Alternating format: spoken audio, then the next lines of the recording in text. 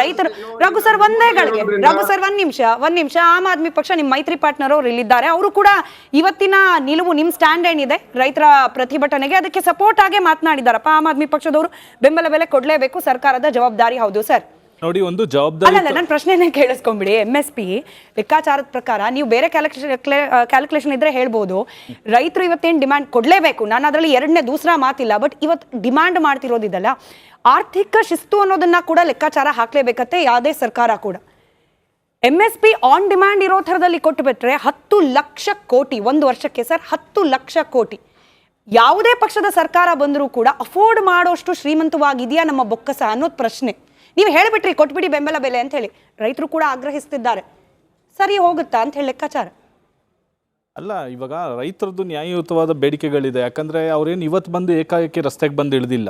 ಯಾಕಂತ ಹೇಳಿದ್ರೆ ಇವತ್ತು 2020-21 ಈ ಸಂದರ್ಭದಲ್ಲಿ ಏನು ಈ ಕೇಂದ್ರ ಸರ್ಕಾರ ಕರಾಳ ಕೃಷಿ ಕಾಯ್ದೆಗಳನ್ನು ತಂದು ಆ ರೈತರ ಕಿಚ್ಚಿಗೆ ತುತ್ತಾಗಿ ಆಮೇಲೆ ವಿಧಿ ಇಲ್ಲದ ಹಾಗೆ ಅದನ್ನು ವಾಪಸ್ ತಗೊಂಡ್ರು. ಅದಾದ ನಂತರ ಅವತ್ತಿನ ಕೃಷಿ ಸಚಿವರಾದ್ರ ಹೌದು, ಯಾಕಂದ್ರೆ 70% ಕೃಷಿ ಪ್ರಧಾನ ದೇಶ ನಮ್ದು, 70% ಕೃಷಿ ಮಾಡೋರಿದ್ದಾರೆ, 48% ಪ್ರತ್ಯಕ್ಷವಾಗಿ ಪರೋಕ್ಷವಾಗಿ ಕೃಷಿಯನ್ನ ನಂಬಿಕೊಂಡು ಬದುಕಿರುವ ಕಾರ್ಮಿಕರಿದ್ದಾರೆ. ನೀವು ಅವ್ರ ಬಗ್ಗೆ ಯೋಚನೆ ಮಾಡಿದ್ದೀರಿ, ನೀವು ನಿಂತ್ಕೊಂಡು ಸೂಟು ಬೂಟು ನಿಮ್ ಕಾರು ಇದೆಲ್ಲ ಬಿಜೆಪಿ ಸಂಸ್ಕೃತಿ ನೋಡಿ ಅವ್ರು ಮಾತಾಡ್ತಾ ಇದ್ದಾರೆ.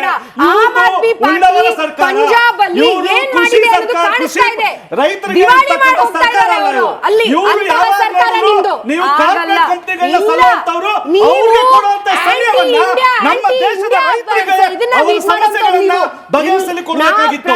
Narendra Singh Tomar madam, BJP madam ನೋಡಿ, ನರೇಂದ್ರ ಸಿಂಗ್ ತೋಮರ್ ಅವರು ಈ ಕೃಷಿ ಕರಾಳ ಕಾಯ್ದೆನ ವಾಪಸ್ ತಗೊಳ್ಬೇಕಾದ್ರೆ ಬರೆದು ಕೊಟ್ಟಿದ್ದಾರೆ. ಇದು ನಮ್ಮ ಕಾಪಿ ಅಲ್ಲ, ನಿಮ್ಮ ಪ್ರೆಸ್ ರಿಲೀಸ್ ಸೆಂಟ್ರಲ್ ಗವರ್ನಮೆಂಟ್ ಇಂದ ರಿಲೀಸ್ ಮಾಡಿರೋದು. MSP ಬಗ್ಗೆ ಲಿಖಿತ ಭರವಸೆ ನೀಡಲು ಸರ್ಕಾರ ಸಿದ್ಧವಾಗಿದೆ. ಇದು ಸತೀಶ್ ಕುಮಾರ್ ಡಾಕ್ಯುಮೆಂಟ್ ಅಲ್ಲ, ಮೈಂಡ್ ಇದು ನೀವು ಸಮಯಕ್ಕೆ ತಕ್ಕನಾಗಿ ಆ ರೈತರಿಗೆ ಸಮಾಧಾನ ಮಾಡಿ ಕಳಿಸಿದ್ರಿ. 1 ವರ್ಷ ಅವರು ನಿಮಗೆ ಕಾಲಾವಧಿ ಕೊಟ್ಟಿದ್ರು, 1 ವರ್ಷ ಕಾಲಾವಧಿ ಕೊಟ್ಟಿದ್ದಾರೆ. ನಿಮ್ಮ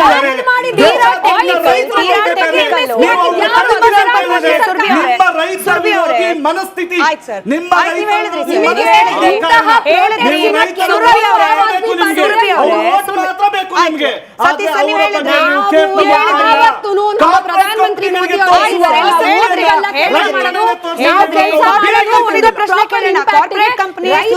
ಸಿಂಪಲ್ ಪ್ರಶ್ನೆ ನೋಡಿ. ಅಖಿಲೇಶ್ ಯಾದವ್ ಅವರ ಸ್ಟೇಟ್ಮೆಂಟ್ ತಾವು ಕೂಡ ಗಮನಿಸಿದ್ರಿ ಅನ್ಕೊಳ್ತೀನಿ. ನೋಡಿ, ಕಣ್ಣೋರ್ಸೋ ತಂತ್ರವಾಗಿ ನೀವು ಸ್ವಾಮಿನಾಥನ್ ಅವರಿಗೆ, ಚೌಧರಿ ಚರಣ್ ಸಿಂಗ್ ಅಂತವರಿಗೆ ಭಾರತ ರತ್ನ ಅವಾರ್ಡ್ ಕೊಟ್ರಿ. ಬಟ್ ಅದೇ ಸ್ವಾಮಿನಾಥನ್ ಅವರ ವರದಿಯನ್ನು ಜಾರಿಗೆ ತನ್ನಿ ಅಂತ ಹೇಳಿ ರೈತರು ಕೇಳ್ತಿದ್ರೆ ನೋ ಆನ್ಸರ್. ಸ್ವಾಮಿನಾಥನ್ ಅವರಿಗೆ ಭಾರತ ರತ್ನ ಕೊಟ್ಟಿರೋದು ಬಹಳ ಹೆಮ್ಮೆಯ ವಿಷಯ. ಇದನ್ನ ರಾಜಕೀಯವಾಗಿ ತರಬೇಡಿ. ಒಂದು, ಸ್ವಾಮಿನಾಥನ್ ಅವರು ಎಲ್ಲ ಭಾರತೀಯರಿಗೂ ಒಂದು ಒಳ್ಳೇದು ಮಾಡಿರೋಂತಹ ಒಬ್ರು. ಅದು ಅವ್ರಿಗೆ ಭಾರತ ರತ್ನ ಕೊಟ್ಟಿರೋದು ಅವ್ರು ಡಿಸರ್ವಿಂಗ್ ಆಗಿರೋದಕ್ಕೆ. ಒಂದು. ಸೆಕೆಂಡ್, ಅವ್ರದೇ ಆದಂತಹ ಟ್ವೀಟ್ಸು, ಅವ್ರದೇ ಆದಂತಹ ಒಂದು ಕಾಮೆಂಟ್ಸ್ ಅನ್ನು ಓದಿದ್ರೆ ಅವ್ರು ಹೇಳ್ತಾರೆ, ಏನ್ ಹೇಳ್ತಾರೆ, ಸ್ವಾಮಿನಾಥನ್ ಕಮಿಟಿ ರಿಪೋರ್ಟ್ ಅಲ್ಲಿ ಇದ್ದಿದ್ದನ್ನ ಹೌದು ಇಂಪ್ಲಿಮೆಂಟ್ ಆಗಬೇಕು, but any government needs the time ಆ ಒಂದು ಆರ್ಥಿಕ ವ್ಯವಸ್ಥೆ ಸರಿ ಮಾಡೋದಿಕ್ಕೆ ಅಂಡ್ ಟು ಮೇಕ್ ಶೋರ್. ನೋಡಿ, ನಾವು ಒಂದ್ ನಿಮಿಷ ನಾನು ಒಂದು ಹೇಳ್ಬಿಡ್ತೀನಿ, ನಮ್ಮ ರೈತರು ಯಾವಾಗ್ಲೂ ಪೂರ್ ಆಗಿ ಇಡಬೇಕು ಅನ್ನೋದು ಈ ಕಾಂಗ್ರೆಸ್ ಮೆಂಟಾಲಿಟಿ ಇಲ್ಲ. ನಾವು ಬೆಳಿಬೇಕು, ನಮ್ಮ ರೈತರು ಮಾಡ್ತಿರೋಂತ ಬೆಳೆ ಅದು ವಿದೇಶಕ್ಕೂ ಹೋಗ್ಬೇಕು, ಅದು ನಮ್ಮನ್ನ ಒಂದು ಸರ್ಪ್ಲಸ್, ಎಲ್ಲಾ ಸ್ಟೇಟು ಸರ್ಪ್ಲಸ್ ಸ್ಟೇಟ್ ಆಗ್ಬೇಕು. ಇಂತಹ ಒಂದು ಮೈಂಡ್ ಸೆಟ್ ಇರೋದು ನಾವು. ನಿಜವಾದ ಏನ್ ಪ್ರಾಬ್ಲಮ್, ಕೋಲ್ಡ್ ಸ್ಟೋರೇಜ್ ಪ್ರಾಬ್ಲಮ್ ಇರ್ಬೋದು, ಬೇರೆ ಯಾವ್ದು ಪ್ರಾಬ್ಲಮ್ ಇರ್ಬೋದು, ಎಲ್ಲ ಬೇರೆ ಸೆಕ್ಟರ್ ಮುಂದೆ ಹೋಗ್ತಾ ಇದೆ ಅಂದ್ರೆ ಅಗ್ರಿಕಲ್ಚರ್ ಯಾಕೆ ಮುಂದೆ ಹೋಗ್ಬಾರ್ದು ಹೇಳಿ? ನೀವು ಇವಾಗ ರೈತರಿಗೆ ಕೊಡ್ತಿರೋಂತ ಒಂದು ಅವ್ರಿಗೆ ಹೇಳ್ತಿದ್ದಾರೆ ಏನು ಸಾಲ ಮನ್ನಾ ಅಂತ ಹೇಳ್ತಾ ಇದ್ದಾರೆ. ಇಲ್ಲ, ಒಂದ್ ನಿಮಿಷ ದಯವಿಟ್ಟು ಇಲ್ಲ, ನಾವು ಪ್ರಧಾನಮಂತ್ರಿ ಕಿಸಾನ್ ಯೋಜನಾ ತಂದಿರೋದು, soil health card ತಂದಿರೋದು, Fasal Bima Yojana ತಂದಿರೋದು, ಇದು 360 ಡಿಗ್ರಿ. Very interesting.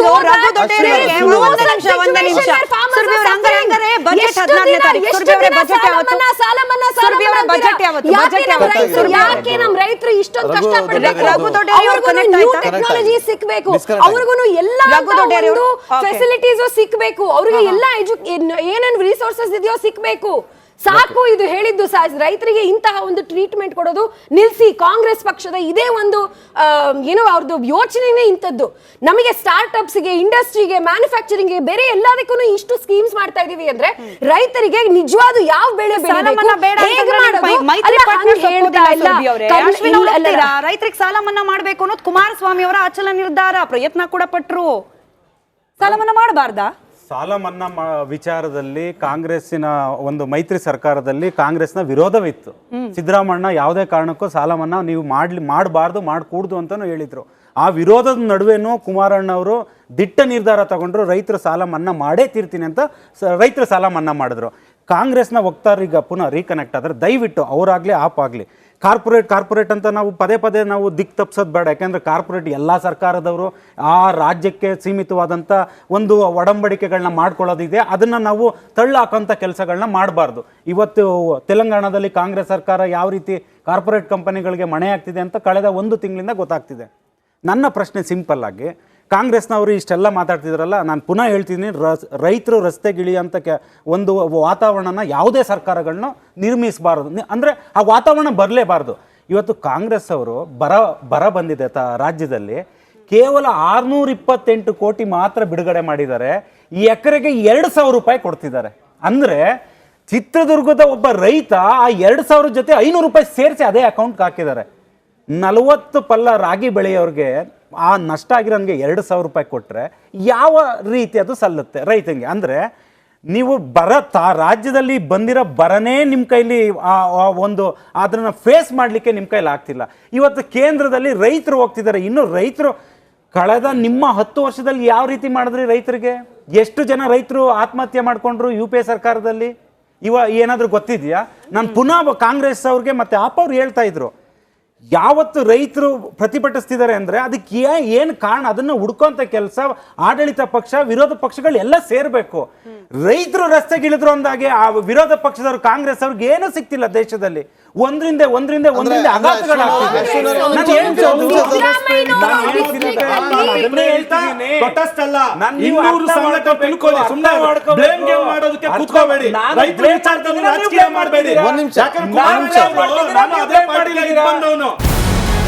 ನಮಸ್ಕಾರ, ಕರ್ನಾಟಕ ಪ್ರೈಮ್ ಟೈಮ್ಗೆ ಸ್ವಾಗತ. ನಾನು ಜಯಪ್ರಕಾಶ್ ಶೆಟ್ಟಿ. ಇಡೀ ಕರ್ನಾಡು ಇವತ್ತು ರೆಬೆಲ್ ಆಗಿ ನಿಂತಿದೆ. ಈ ಹಗರಣಗಳನ್ನು ಸದನದಲ್ಲಿ ಪ್ರಸ್ತಾಪ ಮಾಡಲು ಕೂಡ ಕಾಂಗ್ರೆಸ್ ಹಿಂದೇಟು ಹಾಕಿದ್ದೇಕೆ? ನಿಮ್ಗೆ ಸಂಬಳ ಅದಕ್ಕೆ, ನಿಮಗೆ ವಾಹನ ಅದಕ್ಕೆ, ನಿಮಗೆ ವೆಪನ್ ಅದಕ್ಕೆ, ನೀವು ಅದನ್ನು ಸೆರೆ ಹಿಡಿಬೇಕಾಗಿದೆ. ನೀವು ವಿದ್ಯುತ್ ಬರ ಇದೆ ಅಂತ ಹೇಳ್ತಾ ಇದ್ದೀರಿ, ಎಲ್ಲಿ ಬರ ಇದೆ ನೀವು ಹೇಳಬೇಕು. ಪಾಕಿಸ್ತಾನ್ ಆಕ್ಯುಪೈಡ್ ಕಾಶ್ಮೀರ್ ಅದು ಎಂದೆಂದಿಗೂ ನಮ್ಮದು. 40 ಮೆಷಿನ್ಗಳು ತಂದಿತ್ತು ನೋಟ್ ಎಣಿಸುವುದಕ್ಕೆ, ಅದೇ ಹಾಳಾಯಿತು. ಮಥುರಾದ ಗಲಾಟೆ ಇದೆಯಲ್ಲ, ಅದು ಸ್ಥಳೀಯವಾಗಿ ಕೂತು ಪರಿಹರಿಸಬಹುದಾದಂಥ ಕಾನೂನಿದೆ. ಗ್ಯಾರಂಟಿ ಯೋಜನೆಯಿಂದ ನಷ್ಟ ಆಗಿದೆ, ಲಾಭ ಆಗಿದೆ, ದಯವಿಟ್ಟು ಹೇಳಿ. Dawood Ibrahim most wanted criminal ಯಾವಾಗಾದ ಅಂದರೆ ಇಲ್ಲಿ ತನಕ ಭಾರತ ದೇಶದಲ್ಲಿ ಓರ್ವ ದಲಿತ ಪ್ರಧಾನಿಯಾದಂಥ ಇತಿಹಾಸವೇ ಇಲ್ಲ. ರಿಪಬ್ಲಿಕ್ ವರ್ಲ್ಡ್ ಆಪ್ ಇದು ಕೇವಲ ಅಪ್ಲಿಕೇಶನ್ ಅಲ್ಲ, ಸಮಗ್ರ ಸುದ್ದಿಗಳ ಸಂಪರ್ಕ ಮಾರ್ಗಕ್ಕೆ ಕ್ರಾಂತಿಕಾರಿ ಬದಲಾವಣೆ. ರಿಪಬ್ಲಿಕ್ ವರ್ಲ್ಡ್ ಆಪ್ ಕೇವಲ ಸುದ್ದಿ ಅಪ್ಲಿಕೇಶನ್ ಅನ್ನ ಪರಿಚಯ ಮಾಡ್ತಾ ಇಲ್ಲ, ಬದಲಾಗಿ ಡಿಜಿಟಲ್ ಸುದ್ದಿ ಬಳಕೆಯ ಹೊಸ ಯುಗಕ್ಕೆ ನಾಂದಿ ಹಾಡ್ತಾ ಇದೆ. ಇದೊಂದು ಬ್ರೇಕಿಂಗ್ ನ್ಯೂಸ್, ಪ್ರಭಾವಶಾಲಿ ಕಾರ್ಯಕ್ರಮಗಳಿಗೆ ಗಟ್ಟಿಯಾದ ವೇದಿಕೆ. ರಿಪಬ್ಲಿಕ್ ವರ್ಲ್ಡ್ ಅಪ್ಲಿಕೇಶನ್ ಈಗ ಲೈವ್ ಆಗಿದೆ. ಗೂಗಲ್ ಪ್ಲೇ ಸ್ಟೋರ್ ಮತ್ತು ಆಪಲ್ ಆಪ್ ಸ್ಟೋರ್ ಎರಡರಲ್ಲೂ ಲಭ್ಯವಿದೆ. ಈಗಲೇ ಡೌನ್ಲೋಡ್ ಮಾಡಿ.